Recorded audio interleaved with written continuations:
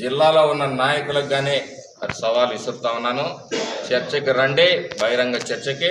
రైతులకు మీరేం చేశారో, గతంలో తెలుగుదేశం ప్రభుత్వం ఏం చేసిందో, భవిష్యత్తులో తెలుగుదేశం ఏం చేసి చూపించబోతుందో మీకు గణాంకాలతో సహా కూడా మేము వివరిస్తాం. నువ్వు ఏదైతే రైతుల భూముల్ని ఇక్కడ అక్రమంగా లాక్కొని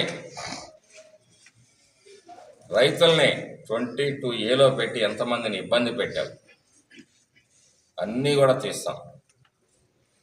ఈ వైసీపీ నాయకులు ఎవరైతే ఇక్కడ అక్రమాలు చేశారో వాళ్ళందరినీ కూడా వదిలిపెట్టే ప్రశ్నే లేదు. ఎంతమంది రైతుల పేరు మీద రుణాలు తీసుకుని వాళ్ళ బాధలకు కారకులయ్యారో వాళ్ళందరి సంగతి కూడా తేలుస్తాం. ఒక ప్రత్యేక విచారణ కమిటీని కూడా ఏపిస్తాం.